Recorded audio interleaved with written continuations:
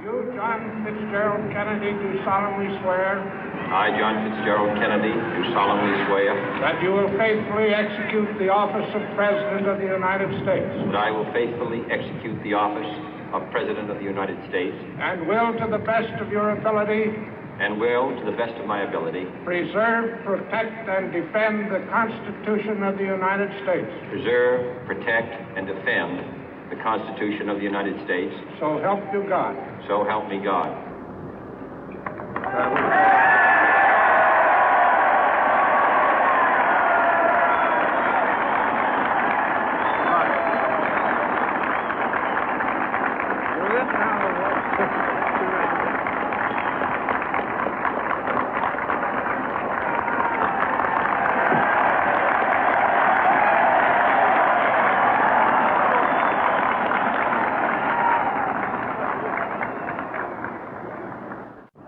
Vice President Johnson, Mr. Speaker, Mr. Chief Justice, President Eisenhower, Vice President Nixon, President Truman, Reverend clergy, fellow citizens. We observe today not a victory of party, but a celebration of freedom, symbolizing an end as well as a beginning, signifying renewal as well as change. For I have sworn before you and Almighty God the same solemn oath our forebears prescribed nearly a century and 3/4 ago. The world is very different now, for man holds in his mortal hands the power to abolish all forms of human poverty and all forms of human life. And yet the same revolutionary beliefs for which our forebears fought are still at issue around the globe. The belief that the rights of man come not from the generosity of the state, but from the hand of God. We dare not forget today that we are the heirs of that first revolution.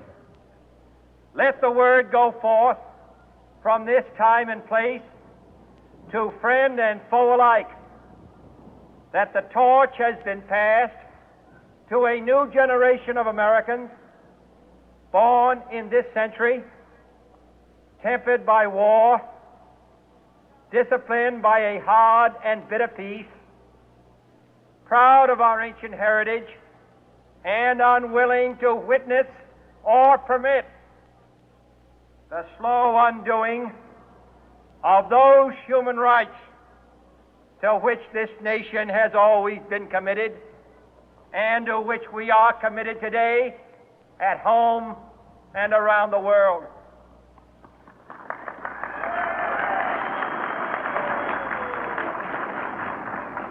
Let every nation know, whether it wishes us well or ill, that we shall pay any price, bear any burden, meet any hardship, support any friend, oppose any foe to assure the survival and the success of liberty.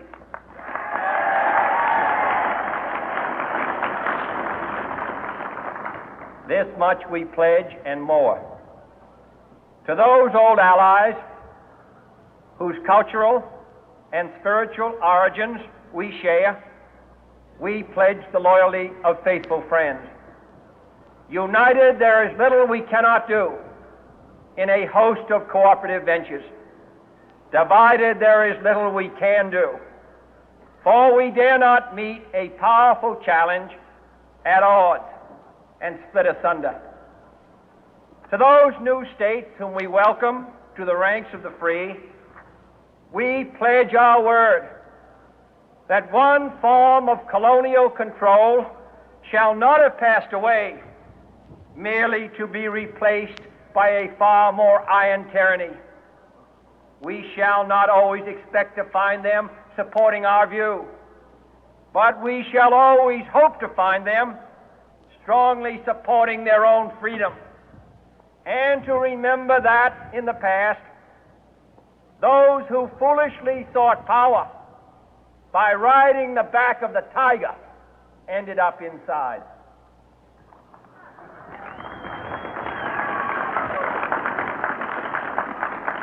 To those people in the huts and villages of half the globe struggling to break the bonds of mass misery, we pledge our best efforts to help them help themselves for whatever period is required, not because the communists may be doing it, not because we seek their votes, but because it is right.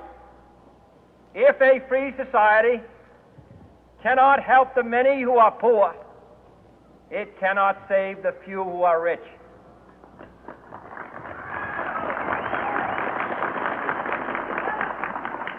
To our sister republics south of our border, we offer a special pledge to convert our good words into good deeds, in a new alliance for progress, to assist free men and free governments in casting off the chains of poverty. But this peaceful revolution of hope cannot become the prey of hostile powers. Let all our neighbors know that we shall join with them to oppose aggression or subversion anywhere in the Americas. And let every other power know that this hemisphere intends to remain the master of its own house.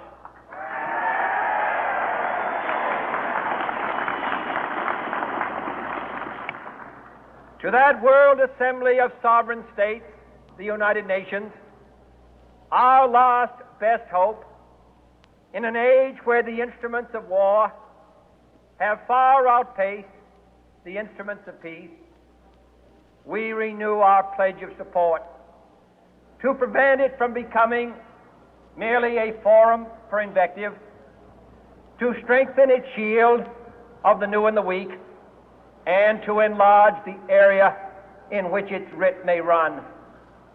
Finally, to those nations who would make themselves our adversary, we offer not a pledge, but a request that both sides begin anew the quest for peace. Before the dark powers of destruction, unleashed by science, engulf all humanity in planned or accidental self-destruction, we dare not tempt them with weakness, for only when our arms are sufficient beyond doubt can we be certain beyond doubt that they will never be employed. But neither can two great and powerful groups of nations take comfort from our present course, both sides overburdened by the cost of modern weapons, both rightly alarmed by the steady spread of the deadly atom, yet both racing to alter that uncertain balance of terror that stays the hand of mankind's final war. So let us begin anew, remembering on both sides that civility is not a sign of weakness, and sincerity is always subject to proof. Let us never negotiate out of fear, but let us never fear to negotiate.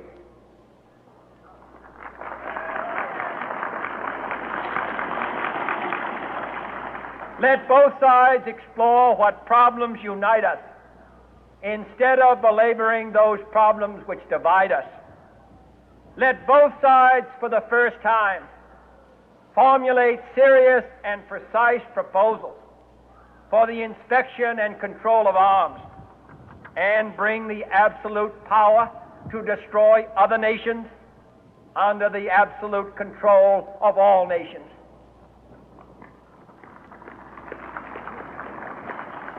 Let both sides seek to invoke the wonders of science instead of its terrors.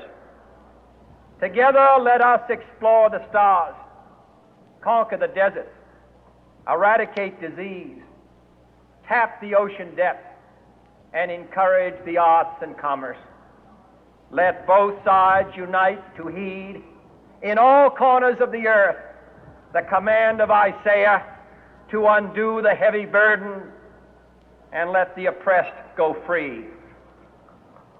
And if a beachhead of cooperation may push back the jungle of suspicion, let both sides join in creating a new endeavor, not a new balance of power, but a new world of law, where the strong are just and the weak secure and the peace preserved.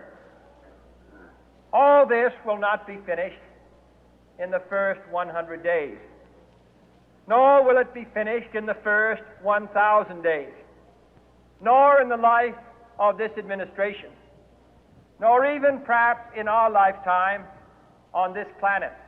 But let us begin.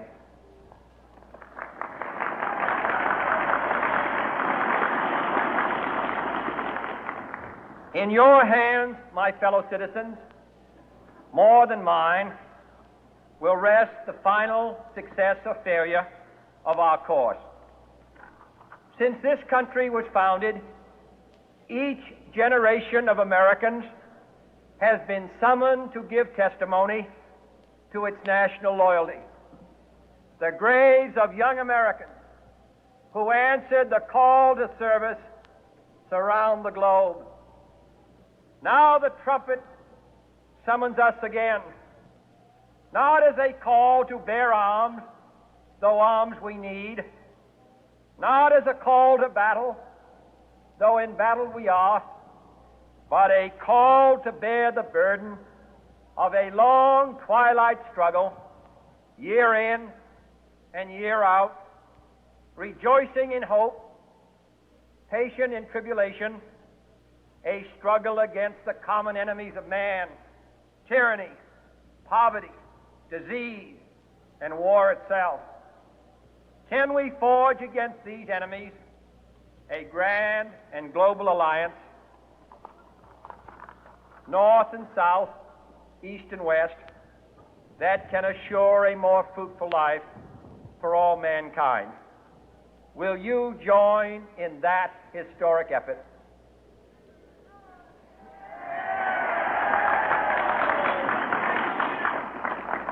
In the long history of the world, only a few generations have been granted the role of defending freedom in its hour of maximum danger. I do not shrink from this responsibility. I welcome it.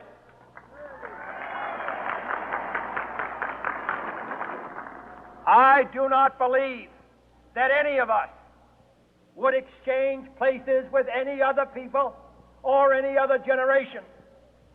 The energy, the faith, the devotion which we bring to this endeavor will light our country and all who serve it. And the glow from that fire can truly light the world. And so, my fellow Americans, ask not what your country can do for you, ask what you can do for your country.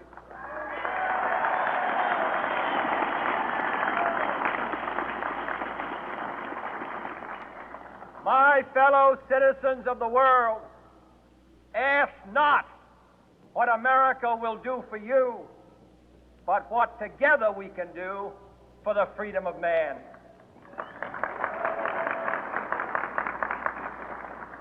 Finally, whether you are citizens of America or citizens of the world, ask of us here the same high standards of strength and sacrifice which we ask of you.